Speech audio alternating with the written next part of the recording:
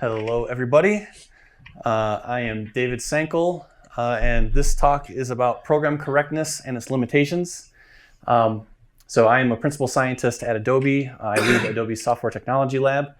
And yeah, that's all I'll say about myself for now. So here's the problem, and this is why I have this talk, is I don't really know what program correctness is. And we talk about it in the context of programming all the time, but I don't think that we know what we're talking about.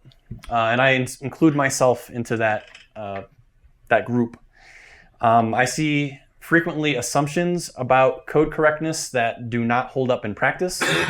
And what I really want is a more rigorous foundation for correctness, something that's like really solid mathematical basis. And I also want to understand what is it good for, right? What are the limitations of software correctness? And so this is supposed to be like an interactive journey kind of talk. So I invite you to please do engage, and I really need your help. Question over there. Can we just like shout out our questions? I think that with this small group, yeah, you could probably shout out. If I need to tell folks to start raising hands, I'll do that. But we got a small enough group, we can do that. Thanks for the question. Okay, so some people don't like this kind of talk. I do a lot of different kinds of talks, from like very practical to very theoretical. This is more on the theoretical side of it. So for people who don't like this kind of talk, I have a message for you. GFY. Good for you. So let's start by asking this question. What does correct mean? Match the spec. What's that? Match the specification. Matches the specification? Okay, that's a really common one. The correct program assumes that we can produce the correct specification. Well, I mean, I'm saying, what does correct mean? Not necessarily correct program, just what does the word mean? I was gonna say it doesn't have undefined behavior, but if we're that wide open, it won't apply. Yeah. That's what I want. Does what you want. Okay. Or it does. Correct is what other people expected, not necessarily. Correct is what other people expect. Or the group or society expects it to be, not just your own opinion. Expects or wants it to be at least, right? Okay. Free from errors. Defect free. Define as the opposite. Yeah. Defect free. That which follows the rules. That which follows the rules. It reflects reality, like it bears out, it's consistent. Okay, interesting. All good answers, all kind of building some kind of intuition. So when I first encountered correctness was in grade school, when you got multiple choice questions, right? Where I think it was in kindergarten when they had you count and then you circle the number of oranges or apples or whatever. And if you didn't circle the right one, that was incorrect. And if you circled the right one, then it was correct. Right? That was the very basic kind of experience of it. And here's my son, Peter. He's taking a practice AP test here. This is AP English, which is, I know. And he got, looks like a 33 out of 45 and wasn't too pleased with that. He still practice more before he actually takes the test.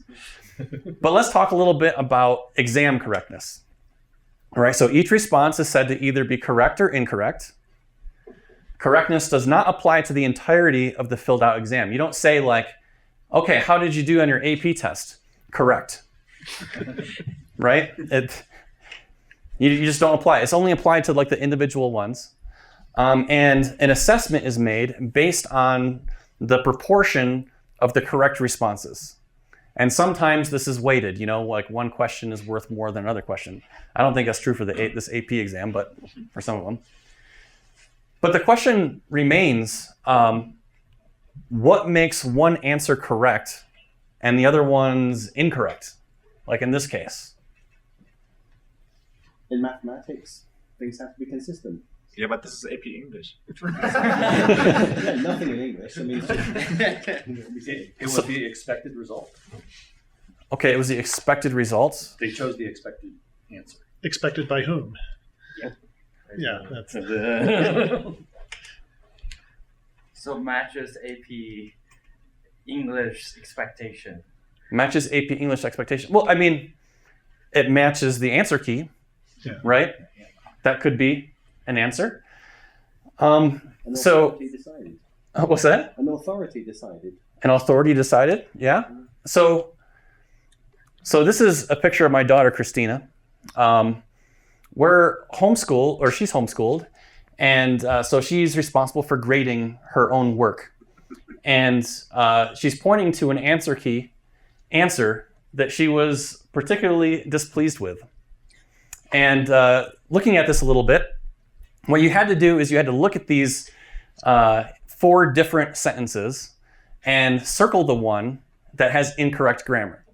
So the first one says, I wouldn't mind the drudgery of the work if they paid higher wages. The second one is, would you clear away all this drudgery so I'll have some room in which to work? The third one is, he agreed that the housework was pure drudgery. And the last one is, he escaped the drudgery of his father's farm by running away. Does anybody know the correct answer? B. The correct answer is D. D is what the answer key said, right?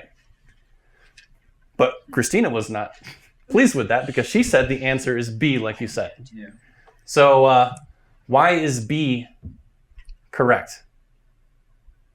I will have is the wrong tense. That's what jumped out. That's what jumped out at me. So No, B maybe is not. semantically a problem, but not syntactically. Drudgery is an abstract noun that's being used as a concrete noun. Yeah, I've never That's heard the it- answer. Yeah, Yep. I've never heard it be used to refer to a specific thing like that. Sorry, I've never heard drudgery to begin with. English as a second language. Yeah, this is why we don't take AP English, right? Like, I don't know the answer to this. Well, this isn't actually AP English. This is just, what grade are you in, Christina? Back then, like, I think that's the 6th grade one. I'm in 8th grade now. Okay. Can you show us something with launder or something? But, if you think about it, this answer key isn't really the answer of what is the basis of correctness, right? Like, she fought the law, right? And in this case, the law lost because she was able to make the case and say, no, this is the right thing. And then everybody agreed that the answer key was wrong. And you can do this with your teacher. Your teacher gives you an incorrect assessment of your exam, says something is wrong when it's really right. And then you can go to the teacher and you can talk it out, and then somehow the right answer comes to bear. So it's not like what's in the answer key. So there's got to be something more to correctness than the answer key. What? So Stepanov at some point said that every proof is social. And so that basically you prove something by convincing other people. And so if you convinced everybody, then, that's the truth. Mm-hmm. So truth is what you can convince people of. Like he said, proof is social. Proof. Proof Yeah, is social. Proof Okay. doesn't give you truth. Proof gives you convincingness. Mm-hmm. Yep.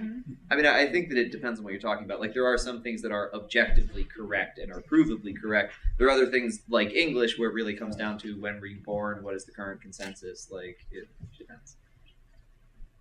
Any other thoughts on this? All right. Well, I have a couple of ideas. It seems like for correctness to be well defined, there needs to be some kind of agreed upon basis of truth, right? And this basis of truth is usually considered self-evident or something like that. We just happen to have life experience, which leads us to believe that, logic or whatever. But sometimes it's hypothetical. Hypothetical would be in the case of, okay, let's assume that this is the case, and then you start having a discussion with somebody with this hypothetical scenario that may not actually be a self-evident truth, right? It's just kind of based on that.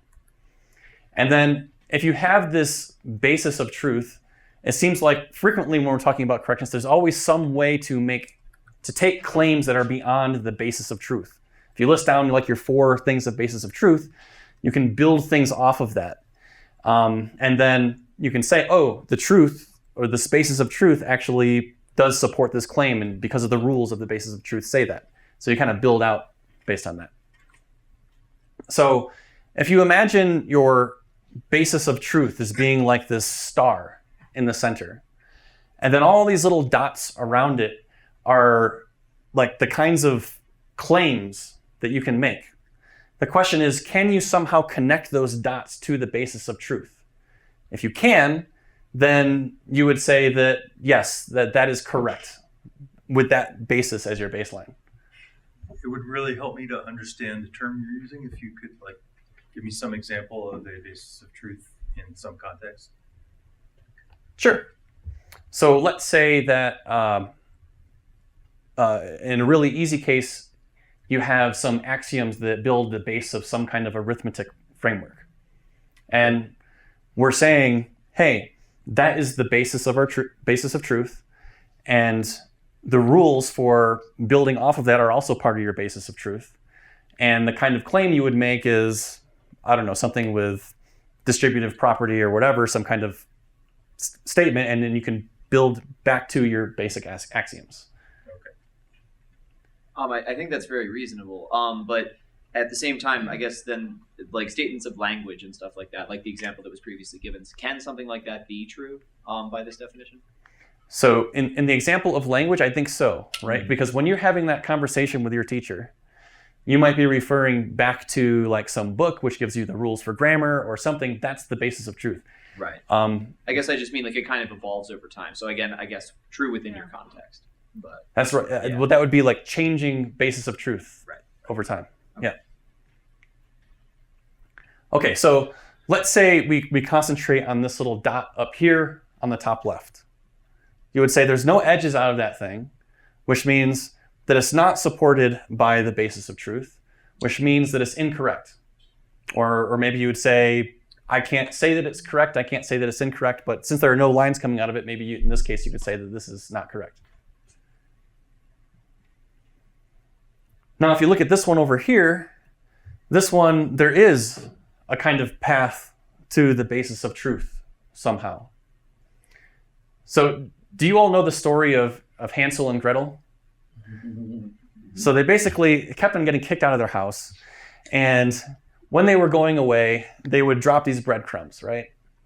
And that was the way they just followed the breadcrumbs and they went back to the house. And I think that when we communicate with each other, and we're trying to make some kind of a claim, what we're doing is we're building those breadcrumbs for somebody else. And you can say, hey, you can follow along this path, and then you get to the basis of truth, and then you're like, yeah, I agree. That's correct, or I agree that that's incorrect.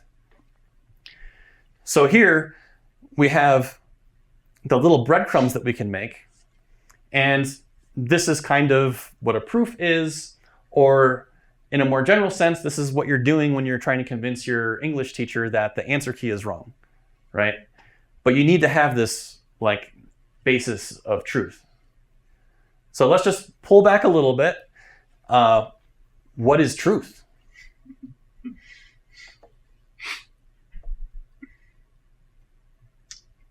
Well, if you're inventing a system like, you can argue about whether arithmetic has a reality, outside of our minds, but you can invent a logical system, right? And in that case, truth is whatever you say it is, as long as your system is consistent. Yep. So in that perspective, truth is kind of relative, right? Your truth could be different from my truth. Relative to the rules in the system that you're in the domain. But how do you know which system to adopt? It depends again by what you mean by truth. Like I think that's probably truth in like the most like formally defined sense, but there's also the question then of what reflects reality. You can come up with a internally consistent model that is entirely disconnected from anything that you would ever experience, and like it's again, I guess it kind of depends on what you want to optimize for. Yep. So how do you know what system to adopt? there are a few answers. Like a lot of times, that's already determined for you. You're given a domain to play in, and the system is in place.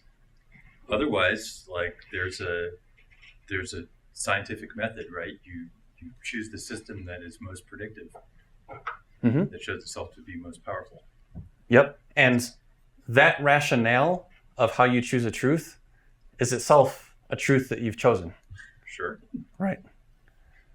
Regarding that comment about you can pick like an entirely self-consistent thing that doesn't have any meaningful connection to reality, I think that doesn't impact correctness.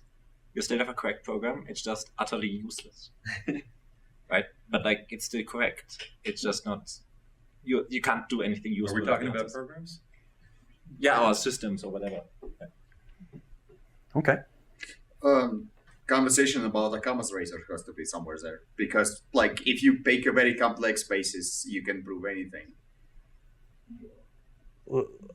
So you're talking about in a lot of mathematical systems, they're actually within themselves incoherent. No, I'm saying that.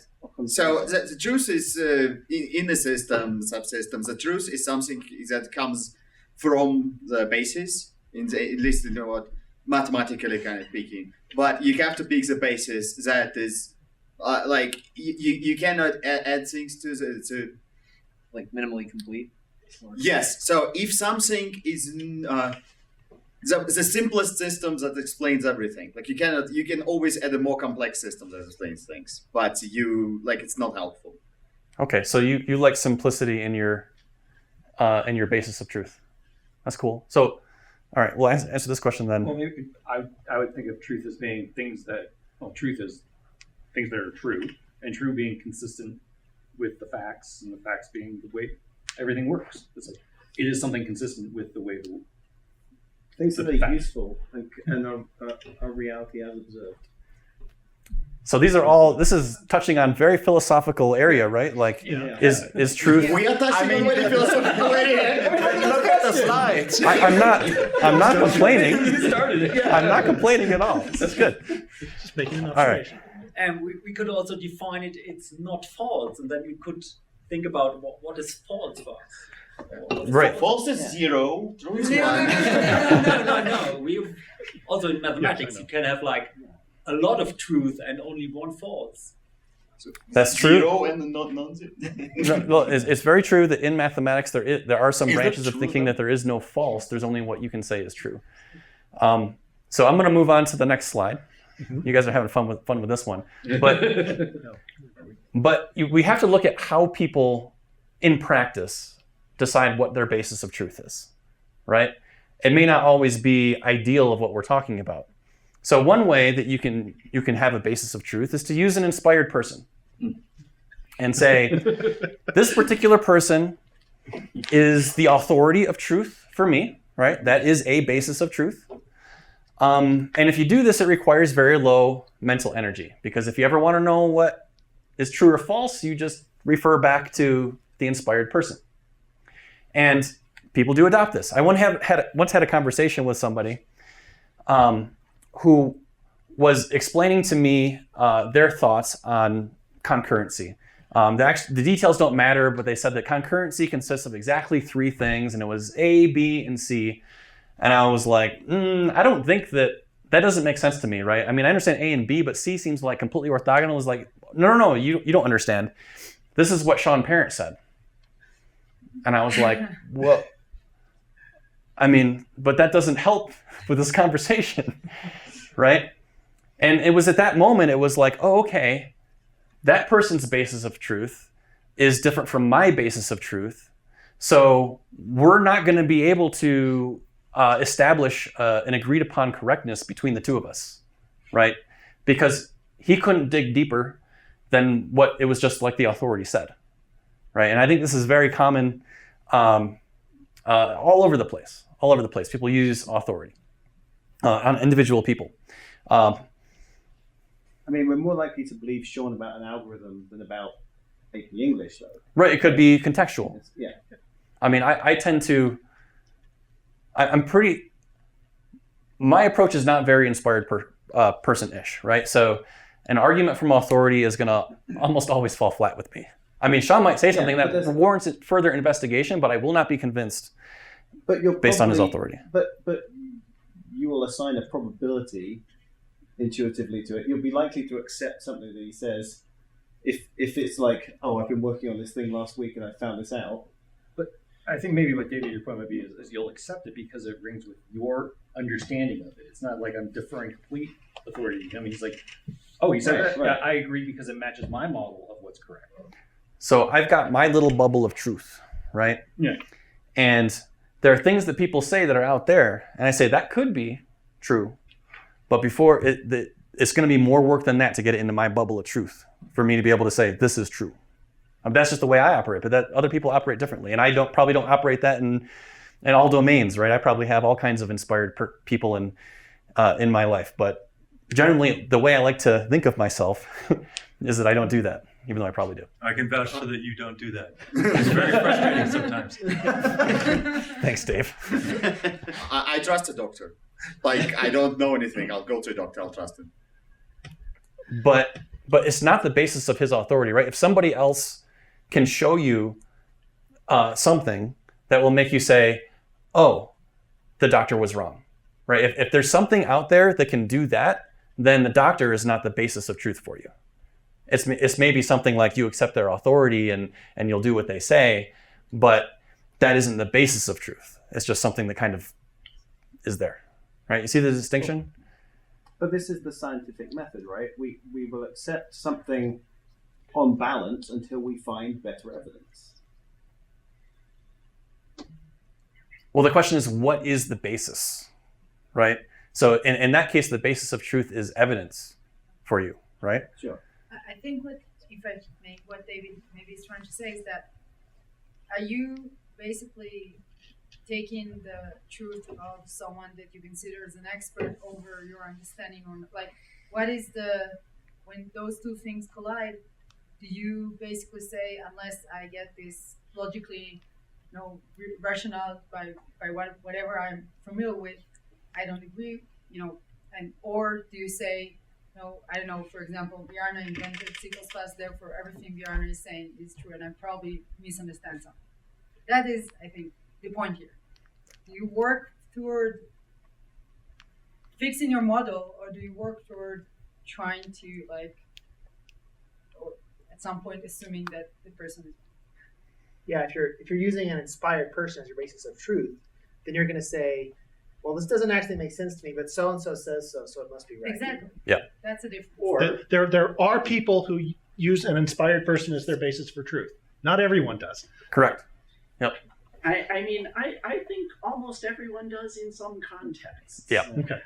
If Sean tells me that he's been enjoying the conference, I'm inclined to believe Sean when he says he is enjoying the conference.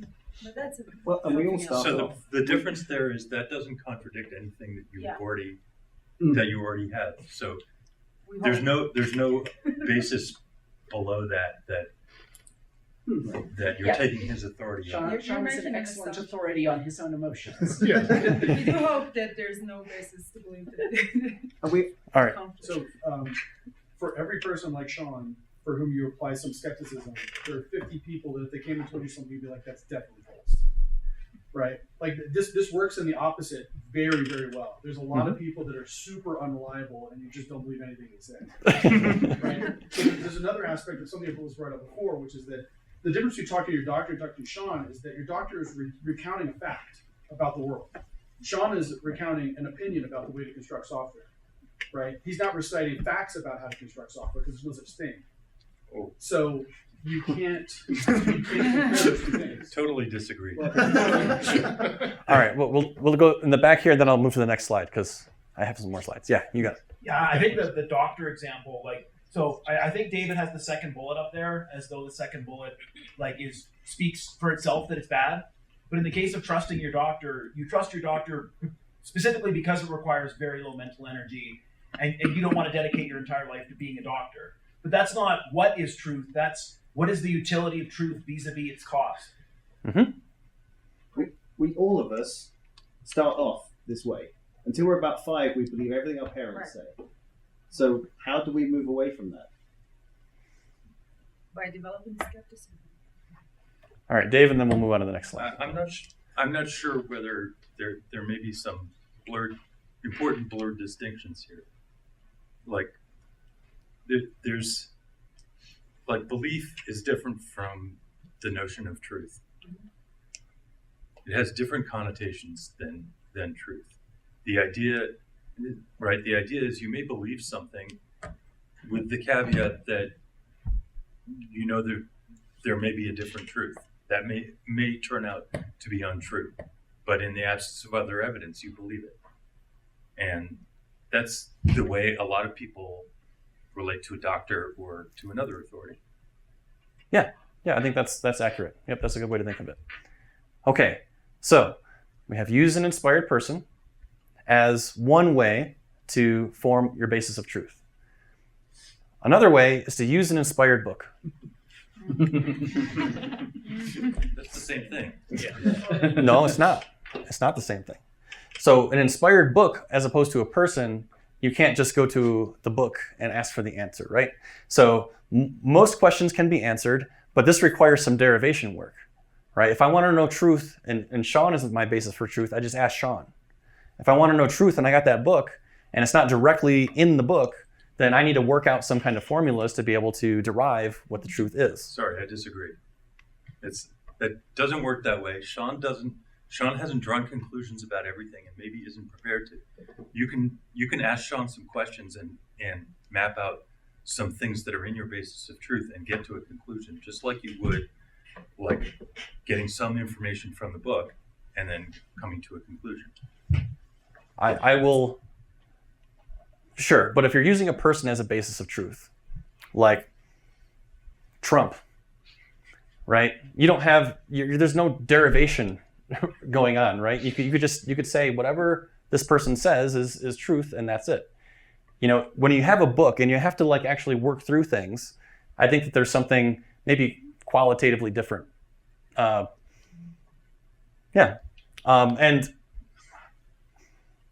And when you use an inspired book, it is subject to unresolvable contradictions sometimes, right? Because if a book leads you to a contradiction, there's really no way to resolve it. Whereas if your basis of truth is a human being, the human being can just say, oh, well, this or this.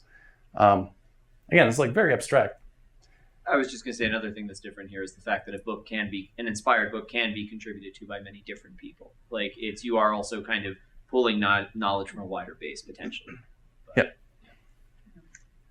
Well, it's also reviewed, and it's much more hopefully formulated better. Like I doubt that Sean always speaks with the most clarity possible. Yep, I've seen him speak on occasion without the most clarity possible. Yeah, but in that case, you differ between talking to Sean and seeing him on YouTube. Because seeing him on YouTube is the same as reading a book. Because you have to derive from it. There's maybe not your question directly involved. That's true. Yep. So I think that there are two differences here. One is a difference of scale of the effort of derivation. I have to do some audio processing in order to listen to what somebody says. And then there is the question of interactivity. Mm-hmm. That's a good point. I guess that's a difference between what person said and what he heard. Yep. Sure. Okay. Is there an implication here that you keep elements of programming next to the Uncanny X-Men? I'm just like, is that what you're telling?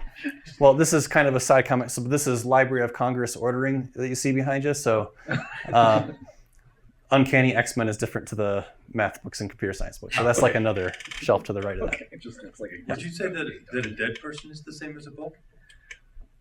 Did I say that? I said when I say a dead person, like it seems like that. I'm trying to figure out like why this is substantially, like, what's really meaningfully different here, and it sounds like you're saying the only difference is that you can ask more questions directly, and they can give you potentially a final answer, but they may also be just say I don't know to everything or refuse to answer, right? Yeah. And so if they weren't going to answer any more of your questions, would that be the same as a book? Maybe. Similar. Yeah, I think the person mean- in the book are very similar, though they do have some differences that you pointed out. Yeah. But a politician is almost like a book because he only repeats what he wants to say. He never answers your questions, really. All right. Over there. Never mind. All right. So, here are a couple of books. So it's interesting the way that these books are interpreted by their respective people that use these as the basis of truth. Because both of them, as books, they do have apparent contradictions, right? And so they have to resolve them. So in the scholastic biblical tradition, on the left-hand side, if they see something, an apparent contradiction, for example, Jesus, in one part of the book, Jesus carried his cross all the way to the top of the mount. Another gospel says, no, actually someone named Simon helped him about halfway through. And so the way they resolve these things in that scholastic tradition is they say, both must be true. So we have to find out a way to explain it in such a way that both are true. So you might say, okay, well, this person, the way that they saw it, and then when he got over the hill and down the hill, then someone else saw it from there. And so that's why both are true in a way. And that's the scholastic tradition. Now, the Quran on the right-hand side, they deal with apparent contradictions in a different way. So if Muhammad said something later that was different than what he said formerly, then they take whatever he said later, abrogates, I think is what they call it, the thing that came former, right? So basically the later thing, if it contradicts the earlier thing, then you just accept the later thing. And one example of this is the direction that they worship in, like whether it's going to be at Mecca or Jerusalem. Well, he said to do it towards Jerusalem first, and then later he said do it towards Mecca, so they accept towards Mecca. Okay? Yeah. It's not an important question. I was just going to ask if that's in text order or is that like in like actual. I'm so glad you asked that question. Oh, okay. Because the Quran is broken up into different surahs, which are kind of like the different chapters. And the order of the surahs in the Quran are based on the longest one to the shortest one. That's not true. Okay, not true. Someone else can clarify this. But one thing is that there is debate for those who are in the Quran as to like which one came first and which one came later, and because that can make a difference on how you practice, and it's just kind of because they weren't dated apparently. So yeah. All right. Any other comments on this one? Questions? If I got something wrong, I'm happy to get it I clarified. can just answer his question. So in the text, it's not ordered in the base how when they came in, but it's also not ordered. Typically, you'd see the longest chapters first, but that's not always the case. You can see a shorter chapter before a longer one. But yeah, so for the alcohol, for example, previously people used to drink alcohol before Islam came in, and so it was kind of broken up into steps. First, you can't drink before 9 p.m., and then you can't drink when you invite prayer, and then you just can't drink at all. So it's in the order that it came in, but not necessarily in the order that it is in the Quran. Makes sense. Yep. Thank you. Okay, so we've got using a person of authority as your basis of truth. We've got use a special book, or you can roll your own. And this requires a lot of mental energy, and you have to have constant vigilance to avoid contradictions, and it does frequently coincide with madness. And that's no joke. I mean, when people have really gotten deep into this, it's just very frequently coinciding with madness. Now, that doesn't mean that doing this causes madness or that madness causes you doing this. We just know they coincide. But a lot of like the really brilliant minds that have built, mathematics up from the basis, yeah, they have issues. So if you're going to do this, you kind of need to figure out what you want.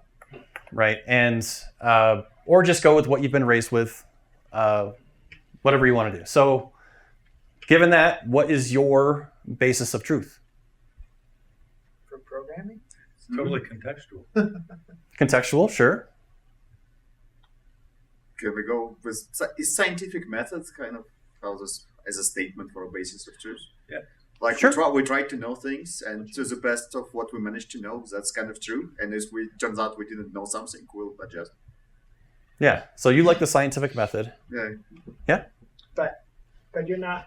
That's a little bit incomplete, because when you say the scientific method, you don't mean I will independently verify everything with the scientific method. You're saying I am relying on other people who have used the scientific method, and I'm trusting that they have used it correctly. Yeah, absolutely. I'm trusting person in the book.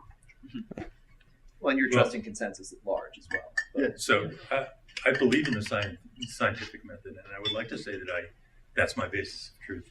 But I know how humans are. So there's a lot of confirmation bias and all kinds of other nonsense that gets in the way of my being able to practice the scientific method. Yep. I'll say this seems to be connected a lot to writing pathos, ethos, and logos. But basically, 3 types of how to appeal to the reader. Pathos being like through emotion, ethos is like through authority, like I mentioned, and then logos through logic. And I think every human has, their basis of truth is a combination of all these 3 things in a way. Could be. Yep. Any other person have a basis of truth, or just nah? That you want to share. Okay. So we're at a programming conference. Are we going to talk about programming at some point? Would be nice. Is this program correct? Depends. Which language? Tell me what it's supposed to do, and I'll tell you. Yeah. Is it supposed to return 1? Okay, so I heard that it can't be answered without more information. Yeah. Does anybody else have an opinion on this? I mean, given the structure of this program, I don't really see how it could be wrong. Like, what could you possibly meant it to do? Okay, so I hear that it's correct. To understand better what do you mean in the word correct, because does this compile? Does this do whatever we want? Is it like correct is Does not it follow the rules of C? I'm not asking you if I think it's correct. No, I mean like in general. She's you're answering saying your question. You want an answer, right? The answer can be dependent on what does correct mean. Does this compile? Does this valid syntax? Or is this needs to do something and we don't know what it is and therefore we need more information? Okay, so you need more information. Okay, so you're with Dave. Well, no, I think she's saying something else, and I think it's important. What she's saying is it depends on your framework for what your understanding of correct means, right? Mm-hmm. Your gauge for correctness might be, does this pass the compiler? That's totally legit gauge for some level of correct, right? Your other gauge for correctness might be my gauge, which is like, tell me what it's supposed to do. I don't know. Right. I think that's people having different answers is what I expected, right? So everybody has a different basis and they're all good. Yes, I would say that this is a correct C++ implementation of the Unix utility true. It's not a correct C++ implementation of the Unix utility false. Okay. Yep. But is it correct? Period. Or are you saying that you can't answer that question? Outside of David's talk, I say yes. Outside of my talk, you'd say that it is correct. Okay. So when I heard you say, like, there's no way this could be incorrect, I thought that not only is there a way that this can be incorrect, there's literally an infinite number of ways it can be incorrect, because this is a really shitty implementation of Hello World. And Awk, and you name it, right? So I want to know what Dave wants to know. It's also a terrible what is Java this thing program. supposed to do? Okay. And of course, this is all under the assumption that this is a C++ program, which of course is But the problem is not with the program. The problem is with the language. That's what I was trying to say. So the thing is, like, I'm posing this question in this way, right? And you can say, I don't have enough information. You can say, with the question posed this way, the answer is yes. If you add additional information, it might be no, but with this information, it's yes. Those are like the two kind of answers that I've heard. The question isn't useful because the answer's not useful because there's no context. So you think the question is ill-defined?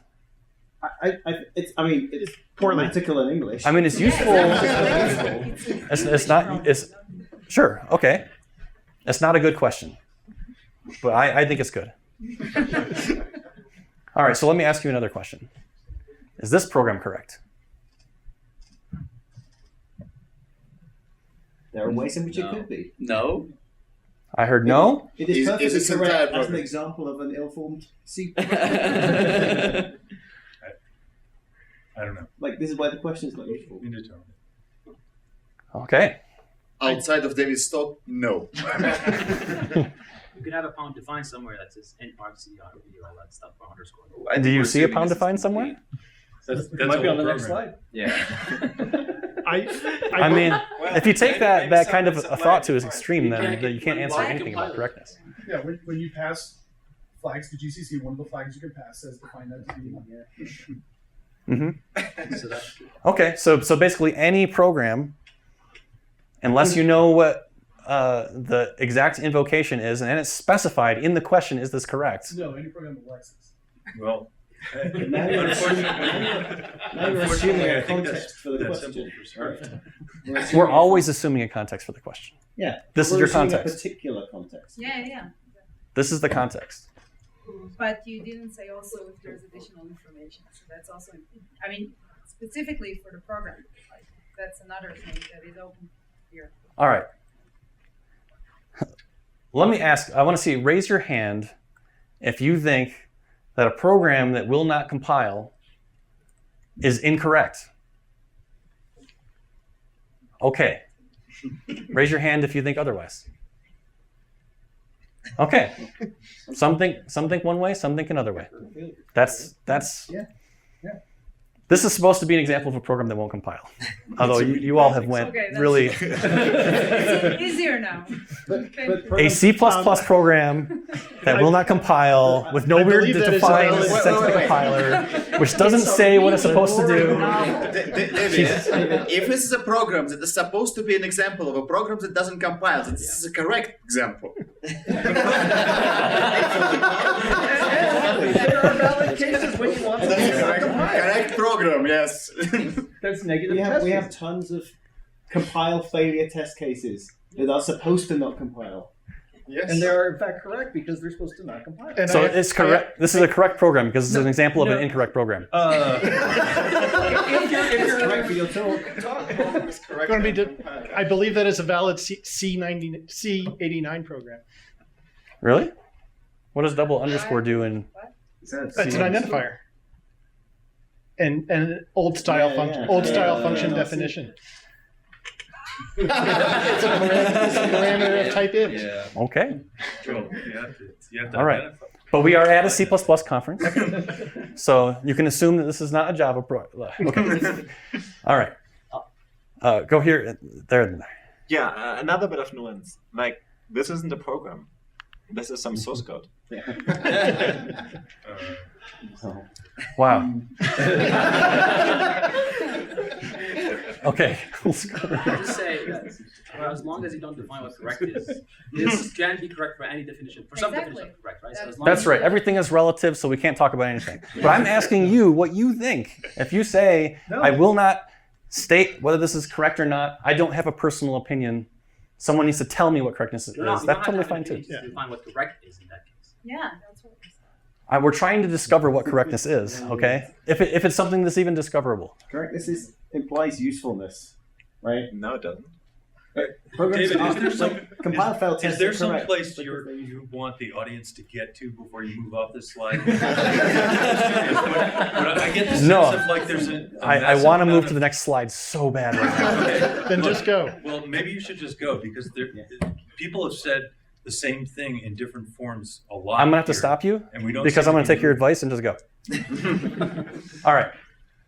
Is this program correct?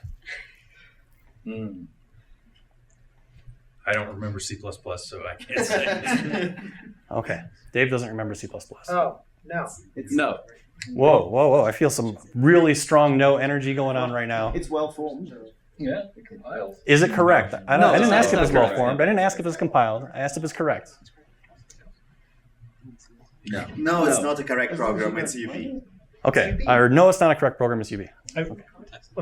Like the previous one, it is almost certainly incorrect because of the undefined behavior that's unavoidable. But you can imagine some edge cases where this might be what you want. But it's very likely incorrect. But again, it depends on context and what people need. Well, if you're, let's say you built a system that's designed to detect undefined behavior, and this is one of your test cases, then it's correct in that larger context. But it's incorrect as a C++ program. I'm sorry, I always want some context along with the word correct. Okay. All right. I'm trying to find out where your context is. You said it's incorrect as a C++ program. It is legal for any C++ implementation to define areas of undefined behavior and choose to make this defined behavior in that implementation. So it might be correct in the context of a particular implementation. Let me put it this way. When you're asking us this question without giving any more context, you're basically just querying, you're probing each of every one of those contexts. But that's, I don't know if that's in any way useful but okay, we can do that. So how about this? If you feel the need to say, I can't answer this question without more context, and context is X, Y, Z, just don't answer the question. So if we talk about correctness in terms of some semantics of the program, and we're having a program with undefined behavior, can we even ask about its correctness because the semantics aren't defined to begin with? That's the same question. So like, we don't know what it does. So the asking about its correctness doesn't make sense. Look, if I am in, I think I'm going to venture, actually, let me just ask a question. As a C++ program, with whatever you think is correct and incorrect, raise your hand if you think this is incorrect. Okay, raise your hand if you think that this is correct. A couple. Raise your hand if you don't know or you need more information. Okay, so most people think that this is incorrect. If you think that it's correct, some people need more information. I'm very curious why anybody thinks it's correct. I mean, I think that would be informative. Okay, so does this is correct person want to opine as to why? That's the same argument that I applied before. We don't know if it's correct or not until we define what correct is. But that's not the same as saying it is correct, which is what he asked. He asked you not to raise your hand in that case. No, he said he asked if you think it's correct or not. I asked 3 questions. First, do you raise your hand if you think that this is incorrect? Raise your hand if you think that this is incorrect, correct, or I don't know / need more information. I raised my hand at all. Okay. So you think that it's correct, incorrect, and you need more information. Okay, cool. All right. So Where is this? I would say most people think this is incorrect. Most people say that if your program exhibits undefined behavior, then there is a bug, and it is incorrect. This program exhibits undefined behavior. Okay, what about this program? Does anybody think that this program is incorrect? Raise your hand if you think it's incorrect. Okay, nobody thinks that this is incorrect. X is 0. I'm assuming that if you think that the last one is correct, then this one would also be correct, right? Well, you just asked if we thought it was incorrect. But that doesn't mean we think it's correct. Okay, raise your hand if you think this is correct. Okay.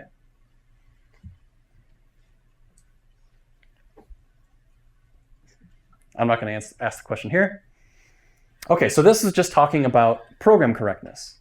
There's also the idea of function correctness. Is a function correct? Sorry. I mean, my program is a function. What? I don't understand what's the distinction here? There is a distinction between a C++ function and a C++ program. No, the C++ program is main. But there's also stuff before main. Okay, and a program is the collection of stuff that you build an executable with, right? That's all your source code, all the translation units put all together. That's a program. This is a function. His programs just happen to have only one function. Not all functions are programs. All right, so is this correct, this function f? There's no trap. There's no wrong answer If it here. has preconditions? Huh? If it has preconditions? There's I no, is not int max? there's no preconditions. Yeah. Yes, it is correct. Yes, it is correct. Oh, I see. The function is correct. The caller would be incorrect to pass it int max.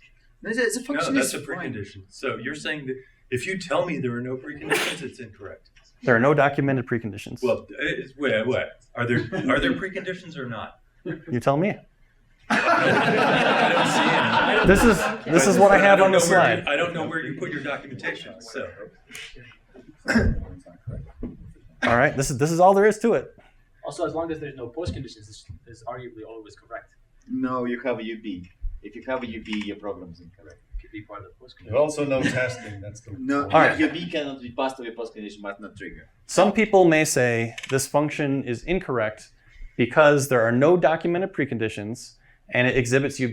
And if there are no documented preconditions, then you assume that there are no preconditions, which means that this has UB when you meet its preconditions, therefore the function is not correct, right?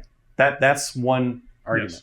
Other people can argue if there are no preconditions documented, then you have to infer the preconditions from the body of the function. In which case this would be correct, you just make sure you don't call it wrong, right? Those are two answers that you can build a universe out of. That's cool. Yeah, I was just gonna, in response to the post condition being undefined behavior. There is a function in the C++ standard library whose only job is to use undefined behavior. So either that should be removed, or you can be correct if the only thing you do is introduce UB. Still What unreachable. function is that? Okay. Unreachable. Still unreachable. If you call it, you get undefined behavior. Okay, I'm gonna move on. How much more time do I have? 40 minutes? Oh, okay, good. He's got 2 more slides. All right. Inc 2. Is Inc 2 correct? No. Yes. It's just the same logic as for F and for Inc 2. It's the same idea. Either like precondition is not documented, so you have to look at the body and then don't call it with, make sure that it's not too large, or it's incorrect because there's no documented precondition. Well, here, with Inc 2, we have a documentation of its postcondition. Sure. Right? But that doesn't tell me how to call it safely, unless you're just saying I need to read the body. Does it always set x to x plus 2? No. No. I don't know. If I call it correctly, Yes, it does. unless It you depends trigger how I UB. call it. I mean, all you see is the function signature, and that. I guess it can't, right? Because there is no x plus 2 if x is int max. Can we Like assume that's that just not UB even doesn't happen at representable. all? So it can't do that always. Right. So it's objectively. But Objectively incorrect. I think it's correct. It's just that the documentation isn't extensive enough. Okay, that's fair. You think that it's correct, it's just maybe the documentation is incorrect? Not complete. Incomplete. I mean, there isn't even a period at the end of the sentence, so maybe it's just a bit of typing. Okay. Yeah, that's a sentence. It's not necessarily wrong to write documentation that assumes the post condition is allowed to assume that preconditions have been met, and the preconditions may be implicit, and so the idea might be that the caller needs to read the body, and the post condition will be true if they have read the body and inferred correctly the precondition. Okay, that's one way of looking at things. I'm going to state that if that's what you see, if you see the documentation for the function, it doesn't document any preconditions, which I get the assumption that there are no preconditions, right? Nothing in here tells me, hey, you got to read the body of the function to figure out the preconditions. So for me, I look at this and I say that is not correct, because that implies that statement there says set x to x plus 2, and if I call that with int max, it does not set x to x plus 2, which means that there's a bug. It may be unimplementable, which it is unimplementable, but it doesn't do what it says it's going to do. That's my take. Dave? So that's the way I operate too, but I want to explain why. I think, his point of view, I'm sorry, I don't know your name, the previous questioner, is logically consistent The problem is it's not useful at scale, right? I'm interested in a definition of correctness that helps me build correct programs. And if I have to look into the body of a function to know how to use it correctly, that means I need to look into all of the functions all the way to the leaves. And it's not a practical definition of correctness that I can use to build a correct program. Okay. Raise your hand. Keep your hand raised if I haven't called on you recently. Okay. Right. So I don't believe that you can make any statement about this unless you call Inc 2.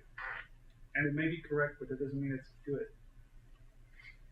You don't think I can make a statement about Inc 2? Unless you call it. Until it's called? If it's never called, then what impact does it have on program correctness? Nothing. I'm not asking about program correctness in this case. I'm just asking about function correctness. Yeah. It's doing something that, if you give it a parameter, it may do the correct thing. Or some given input. Okay. All right. In the back there. I just want to say that you said that increment 2 is incorrect because if you pass int max, and then it didn't happen, right? But the same if you just write on the slide I++, you could never say it's correct as well, right? Because I might be int max, right? Well, it could be correct if I have int I equals 0, semicolon, I++, semicolon. But I'm just saying, like, without more info or without the context, everything might be incorrect. Yeah. Because you might be supply something which will work, doesn't work. There is runtime, there is like static analysis, right? How do you can say that I++ is correct without knowing what is I? So I think this is kind of going back to what Dave said earlier. If you take what you're saying to its extreme, then you can't say anything about correctness unless you can internalize in your head the entirety of the program, right? And that is not practical or useful. So the idea of writing contracts for programs or contracts for functions is that I don't need to look in the implementation, right? I can reason when somebody calls a function, if I meet its preconditions, then I can now prove the correctness of the function that calls it. And that way you can build this correctness like one function at a time and build them on top of each other. That's the idea of contracts. Yeah. So to what Dave said, if I see this signature with the documentation sets x to x plus 2 and it takes an int reference, then without looking at the body, I obviously know that I can't call it with int max because that wouldn't be implementable. Like you can't set it to x plus 2 if x is in. Yeah, that's a good point. Right? There are some preconditions. So the precondition is like obvious and can be inferred. If the function was called, the documentation was like set x to 0 and it takes an int reference and it sets it to 0 in like a really convoluted way that causes undefined behavior if you pass an int max, then I would say the function is incorrect because like how the hell would I know that it did that? Interesting. So this could be correct because you can infer just based on the signature and that comment what the preconditions must be. Yeah, and we do that. We do that from time to time. Yeah. For real. Okay, I'm gonna go to the next slide. Can I just quickly respond to? So yeah, I think that's very interesting distinguish because what we're basically saying is that, or sorry for my bad English, but what you're basically saying is maybe this documentation is enough for an experienced developer, but not enough for an inexperienced developer. That is meaningful. Like, if my interpretation is this correct, is whether I'm going to put this in the code base and I'm completely ignoring the weird, like, implementation inside, just the definition, declaration and the comment, then the question is also whether my code base is something that experienced developers are using or inexperienced developers are using. So Okay. The context is. Okay, I'm not gonna answer hands because I do have a couple more slides. More than a couple. I got buttload. Okay. I mean, last talk of the day. All right. Let's say we do this. We add this. Here we have a precondition. This explicit. Does anybody think that Inc 2 is incorrect? You do? Should it be less equal than int max minus 2? Because I think then that your precondition is broken. No. Now that's interesting. That's It doesn't interesting. have to be. Oh, it could be X has to be less than 10. So that wasn't intentional, but it raises interesting questions. Actually, making preconditions that are tighter than what the implementation actually requires is an important thing to do, actually. So in this case, maybe not, but in general it is. There's another issue of context. So since we're into contracts, one of the things that becomes very important to do often is to have a document that describes general rules for contracts that you infer if you don't see anything else. So a rule like it's a precondition that the result, if specified, is representable, that could be something that you say up front. And there are a lot of those. And so like without that document, let's assume for this example, that document doesn't exist, I guess you want to say, but without that document, maybe there's a lot we can't say about this. Sure. I mean, I think that document right now, without further context, is everybody's bringing their own assumptions about what's in that document when they're looking at this. So we do need to have, in order to communicate well with each other, we need to have a common basis of truth, right? And what we've identified is that we clearly do not have a common basis of truth. But I would say that this, it's really interesting to talk about this particular function, because you might say it's incorrect because I clearly didn't intend to put less than as opposed to less than or equal to, right? But in the other sense, you can say, well, that implementation conforms to that contract. It does. Well, I don't see contracts, I just see comments. Like these are unenforceable things. Yeah. So this suddenly, if by putting what in a stuff that's not contract recognized by the compiler suddenly make this more correct, then it should have been correct before. No, a contract is fundamentally unenforceable. There are many things that you want to say in a contract that can't be either proven or checked at compile time. Like this pointer is dereferenceable. Right. But I guess my point is, I don't see how this slide was different from the previous one. If it was going back to the whole thing about whole program analysis, the only way to make something correct, like understandably correct, then I don't see how this slide and the previous one were different. It's the same. Well, the question is, do you believe specifications make a difference to correctness? That's a good point. Maybe that's not my basis of truth. I don't think it does. Okay. Okay. Yeah, I do. So that's, Okay. That's the difference. All right, we're gonna. Everybody put their hands down. We can move on if you want. If you feel like, yeah, I got something I really want to say about this one. Raise your hand. Go. Yeah. So I think the bug you made in the precondition doesn't make it incorrect. It just makes it less useful than it could have been. Because like a more useful version of the function would also be well defined for x equals int max minus 2, and this one isn't. Right, less useful, but in the sense you can think of it as incorrect because clearly you intuited that I had an intention, and that I didn't execute my intention. So it's incorrect. It was an incorrect rendering of what I wanted to do, right? One valid conclusion. Okay. Moving on. This kind of brings that to bear. So what do you think about this one? I don't like the name of it, but It's in the context of what we've seen so far, this is more correct than other things that we've seen so far. Okay, and assume this is less than or equals here, as opposed to less than. Okay. The For me, the answer is question- the same as the previous function. I don't see a difference. Which is that it is correct. Whatever conclusion you draw about the previous one, I think you sort of have to draw the same conclusion about this. Yes. And I guess my personal conclusion would be it's correct. Correct, Okay. but badly named. yeah, I think it has an unuseful name, but otherwise. The interesting question here is it correct to call this with x equal to int max minus 2? In my world, no. It's got a precondition. Yeah. That's how. But they're unenforceable, and it does the right That thing doesn't anyway. matter. The whole point. Preconditions are always unenforceable. Sure. If you don't think contracts matter, then you But- can't. You can't compose large scale programs. But there's no observable difference. There's no observable difference in this case. Between what and what? If you call this with x equal to int max minus 2, there's no observable difference between the precondition being enforced or otherwise. So?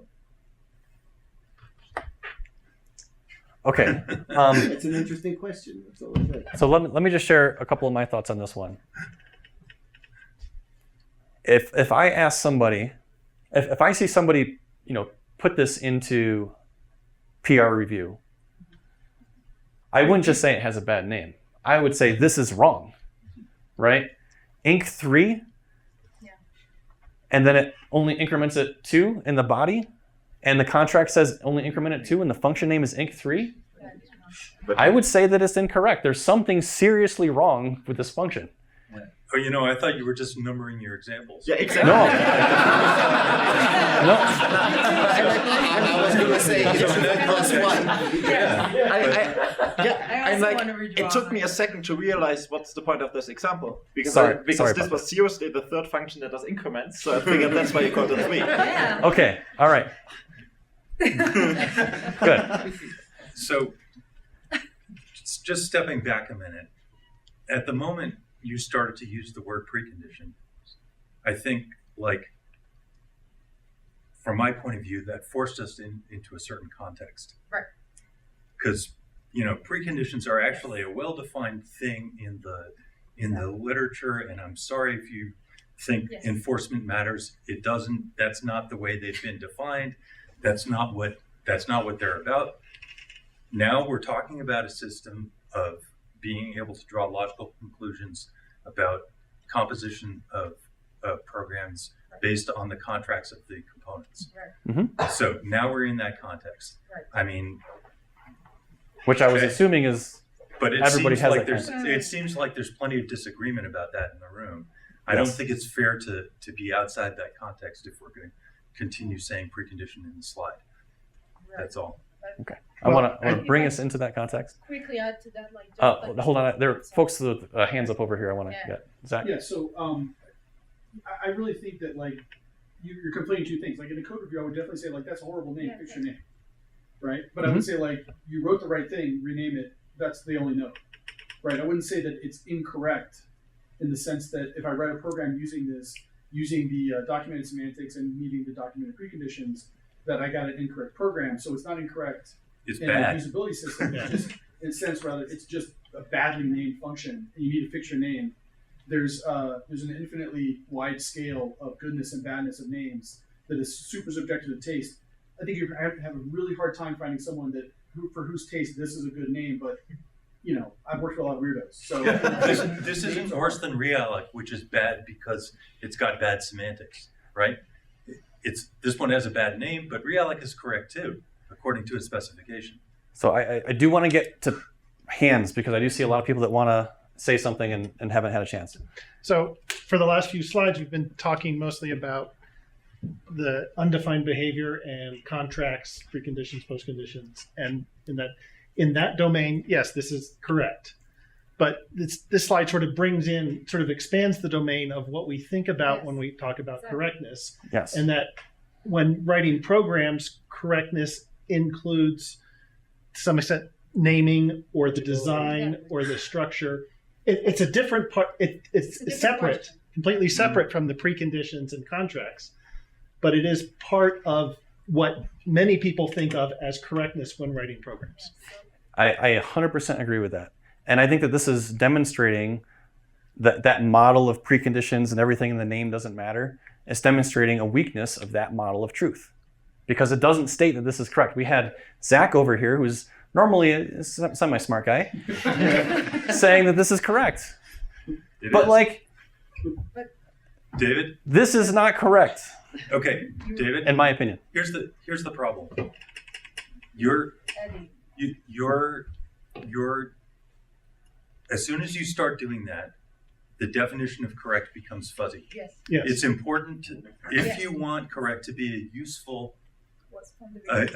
concept, it has to have a crisp definition. The more we make it subjective, the less useful it becomes.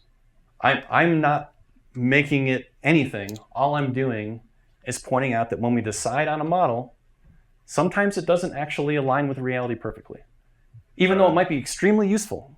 It's Extremely just useful. Sorry, no. Correct is just a word. You have to decide where it lands in the space if you want to use it scientifically, right? I think it doesn't. Well, I mean, we can agree to disagree on this. Like, I think correct is a word that this model does not really align with what my intuition and basis of truth. Absolutely, you've got some intuition about it that doesn't match this. I get Right. it. Okay. But in order to do scientific work, we have to agree on things like definitions. Yeah. But if And I it's write- important to pick a place. If I write a function that says print hello world, and then the documentation for the function says this will format the hard drive, and the implementation of the function formats the hard drive, I would still argue that's not a correct function because print hello world is so misleading about what is happening that.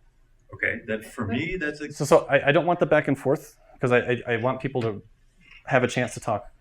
So raise your hands, please, if you have something to say. Not here. I think that there's too much focus on like the preconditions that are actually written down because there's a lot of preconditions that are implicit from the context of the code, like that gentleman was saying earlier. I mean, I've personally written thousands of functions that take an integer argument, and the integer is like an ID, and everyone reading the code knows that ID is like between 0 and 1,000 or 0 and 1,000,000, and no one would ever think for a second that overflow is related to the function that's being written, and the code that I wrote was not incorrect. So, okay, I'm gonna stop taking hands because I want to move forward. Okay, here we have a function inc4.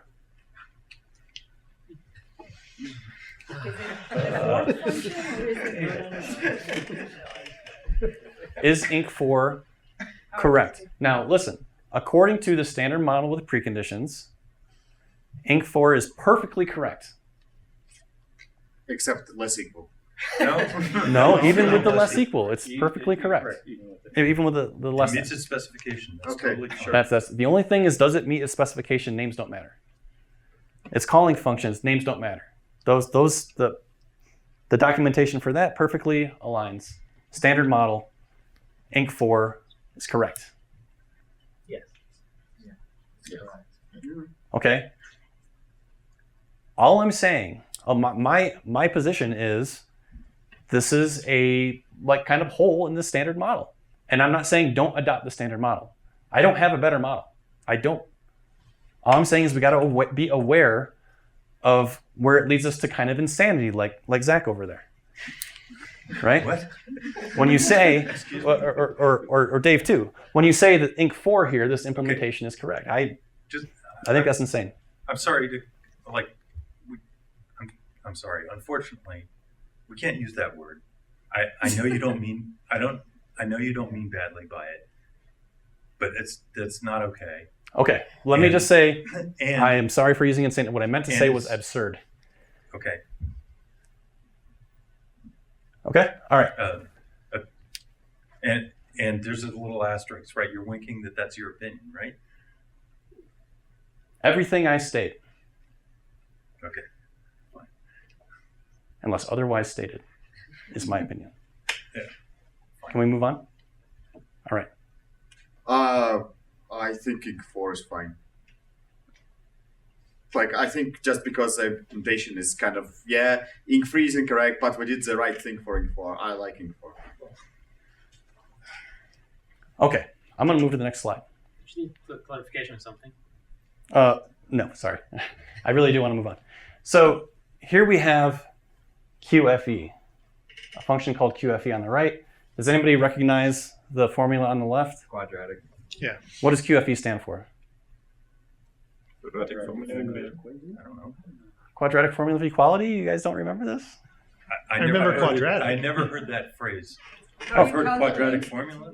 I don't know. Of equality? What? It's Yeah. how you I've never calculate heard the two factors of. So it's I know basically what it does. Oh, okay. Sorry. Okay. Sorry. So I know what it is. I never is heard the this exact words. function correct? No. You're missing braces, right? Do you miss braces or not? Yes, you're missing you're missing parentheses. Well, the B. the priority of division is in the wrong place. Yeah. To A. That's Oh, yeah, you're yeah. definitely missing it. You're missing some parentheses that group the first two terms. Or the last two. And it should return a pair. Divided by 2 times. That was my A, point. yeah. It only returns half. No. So it's Wait, so it's minus Oh B. yeah. It's missing some parentheses.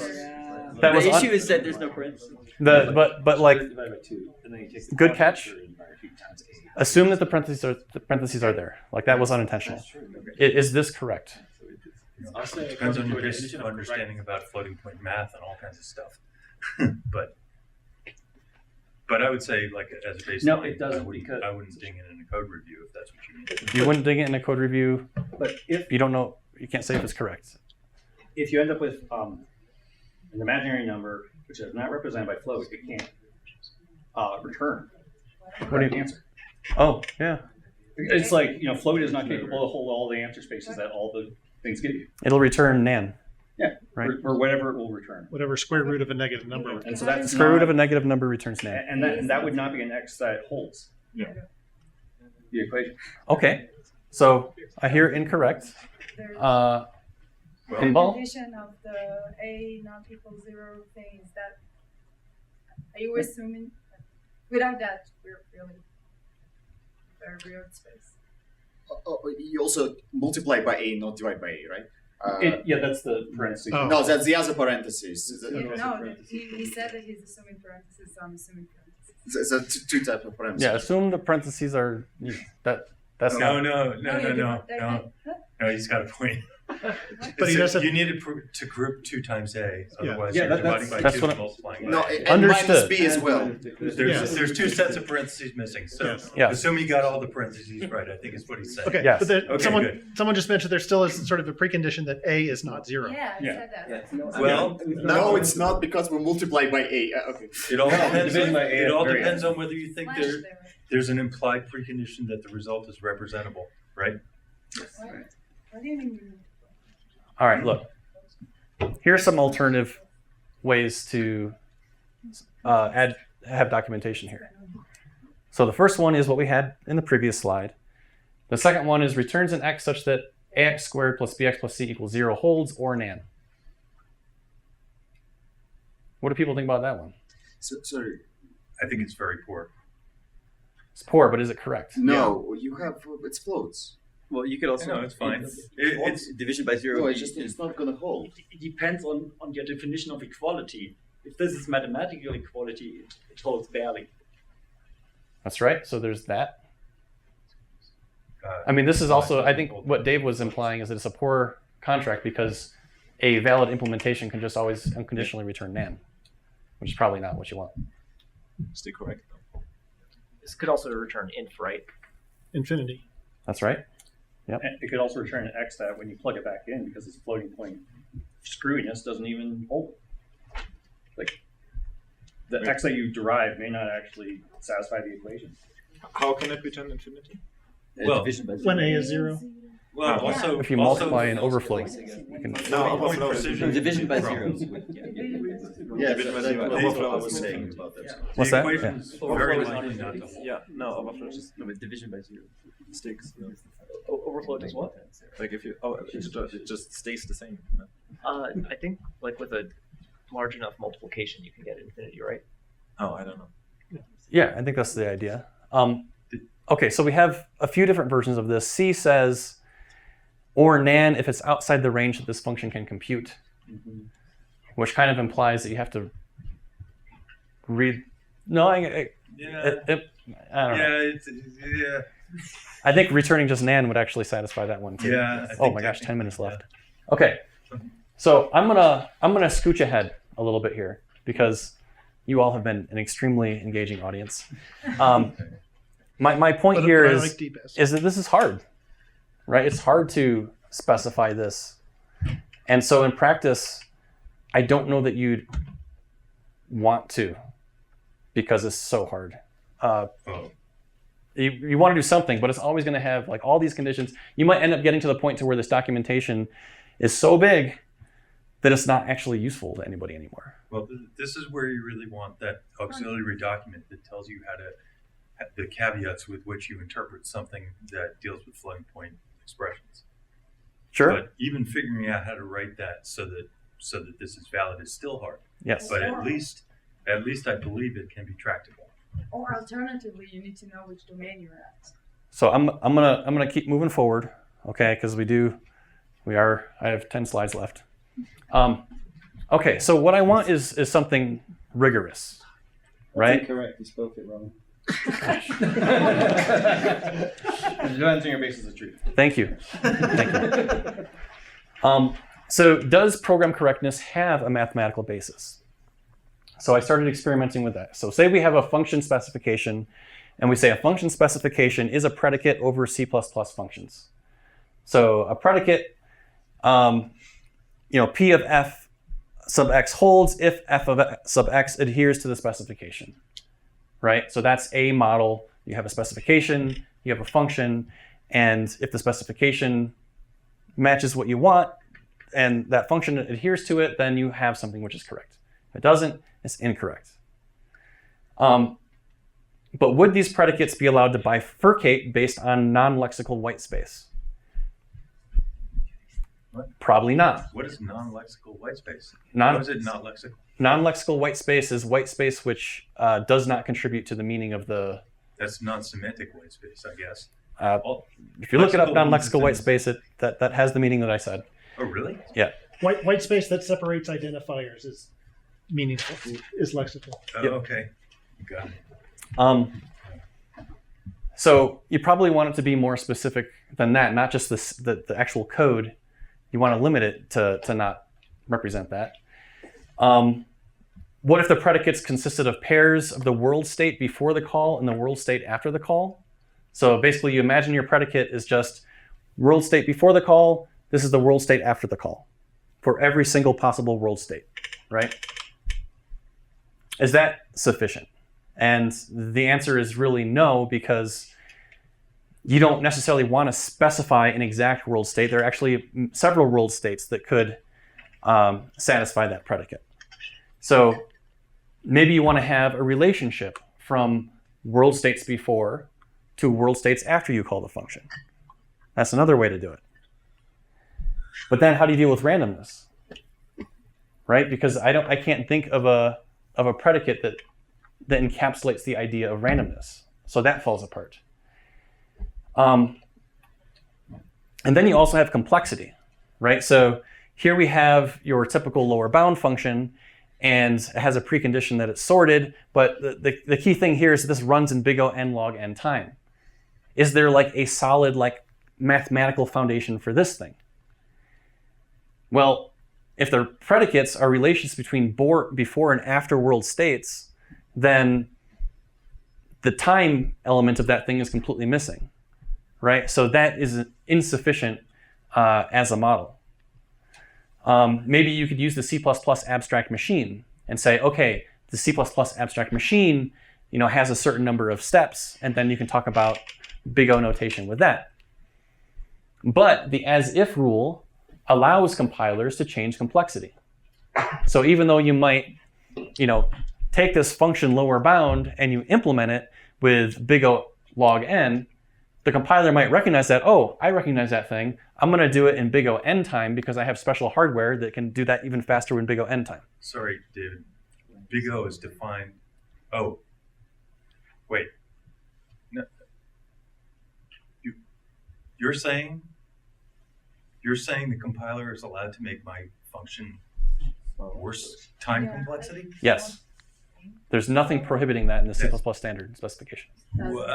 Okay, wait. But then there are functions in the C++ standard that are defined to have certain complexity. Now those it holds for.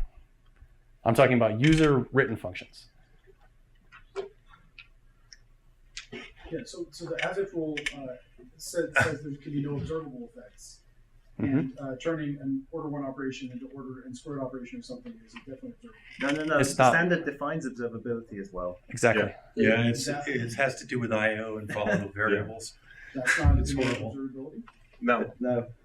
It Lisa. doesn't talk about time. So the standard library doesn't have any functions that say something like this runs in big O of whatever time. The standard library definitions all say calls this other operation is big O of some number of times. So the compilers are free to do whatever to other operations.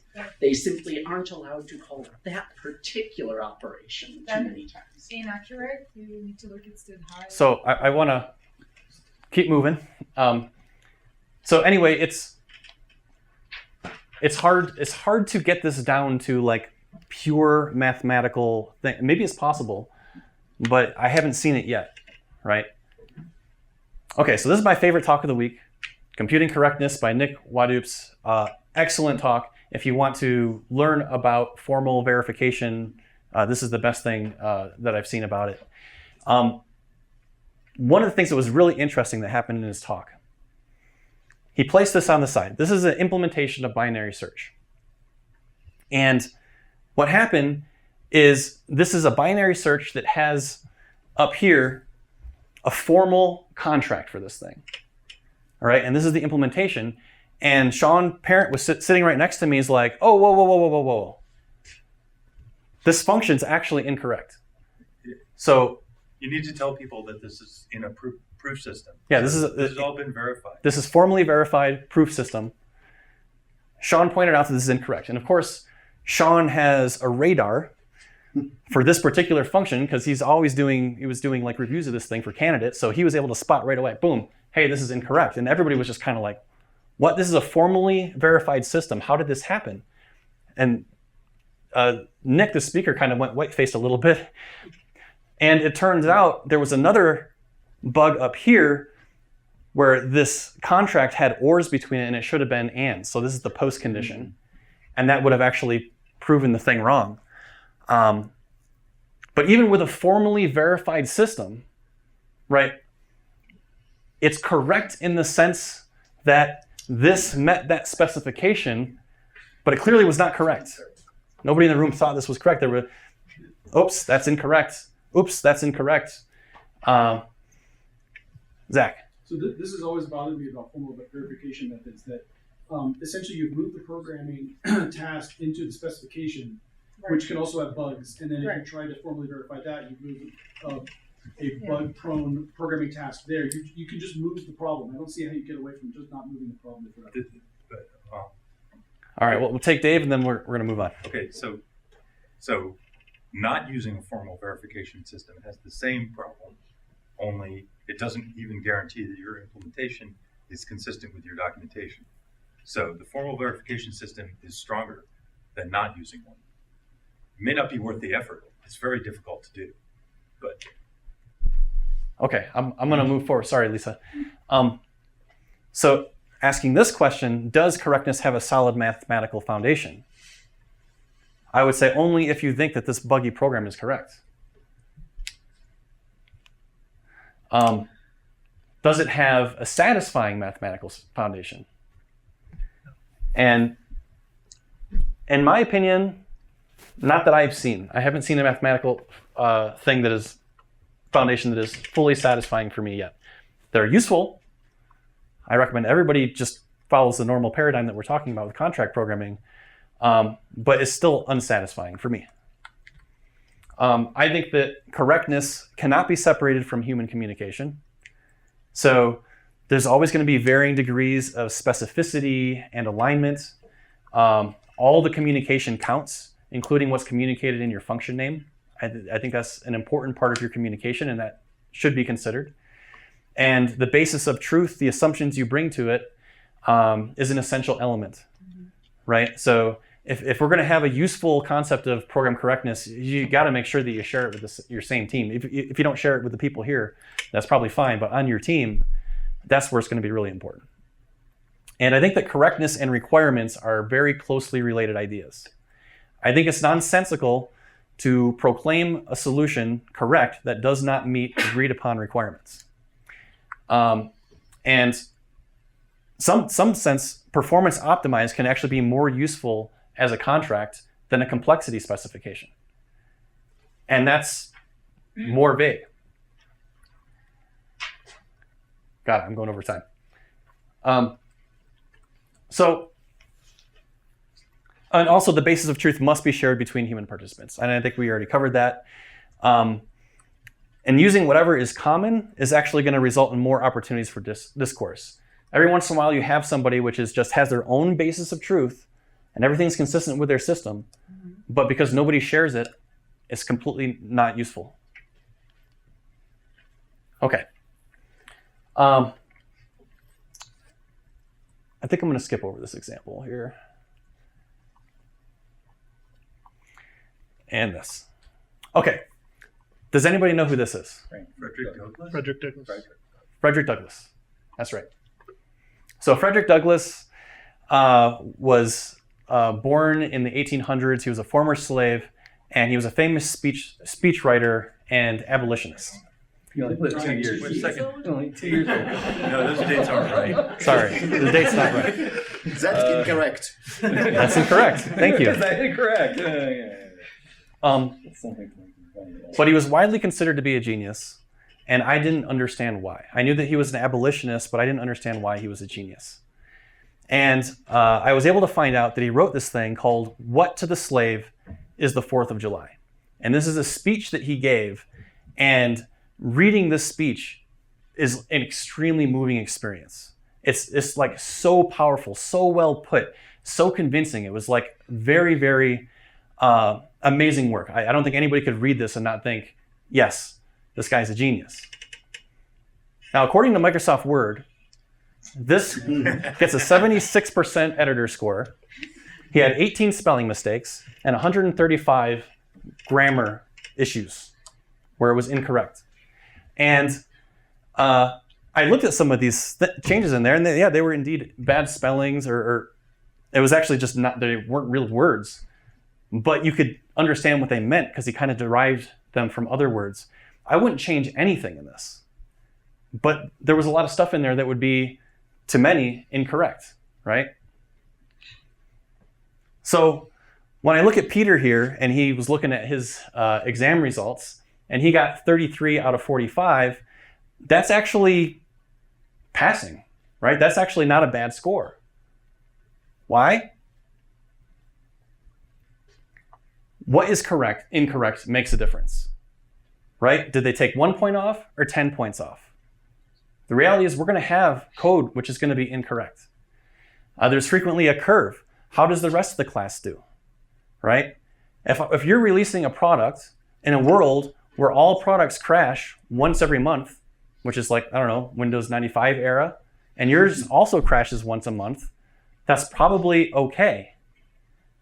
But fast forward into the future where programs crash less, or we would have wished they would have crashed less. Now you're on a different curve. So quality and correctness are related concepts, but correctness doesn't define quality. How quality relates to correctness differs based on time and different criteria. Sometimes correctness is a very small component in terms of quality. Like an essay question, it doesn't really matter if you have like incorrect grammar if you communicate very well. If you're doing interface design, that might matter a heck of a lot more than whether or not you got some function in there which doesn't work with maxint because you never actually hit that situation. So, are we writing correct programs? How many of you think that you can write a 30-line function absolutely correctly 80% of the time or higher? 30 lines? 30 lines. Just 30 lines. You mean how much time I spent? That's way too big. Huh?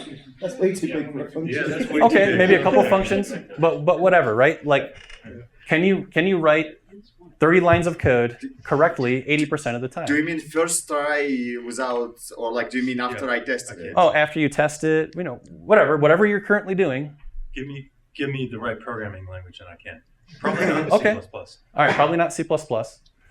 Okay, so some people think they can. How about 90% of the time? Maybe. Maybe? Yeah. What about 99% of the time? Nobody. Okay. So if you write if you can write it correctly 99.9% of the time, and you build a 1 million line program, how likely is that million line program going to be correct? Well, this is the way you compute that, and that comes out to 0.15 zeros 2195% of the time. Composition might be more correct than individual function. Just go with it's the a example. small number. Probabilities aren't independent. But what I want to get to is that we've made the decision to write incorrect code, right? Whether it was implicit or whatever, this is what we're doing. We're writing incorrect code. I'm not sure we could write it correctly if we wanted to. Sometimes we talk as if writing correct code is our goal. It is. He's one of them. I know I'm not going to make my goal. And things like correct code trumps all other quality considerations. But let's be real. We have to admit the trade-offs that we're making between correctness and other quality factors. Cost, time to market, staffing limitations. We are making decisions which is having our code be incorrect because we are prioritizing other things. And that's okay. I think we need to admit that there's a difference between consequential bugs and non-consequential bugs. Yes. And this is where, some problems that you get them wrong are worth more than other problems that you get wrong. I think we need to share and learn more about the other frequently more important aspects of software quality. Like, how do you design good interfaces? There's so much that falls into this category. So now I'm going to get to the conclusion, and you all can get...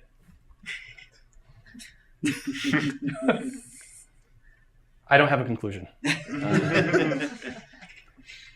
This was a journey.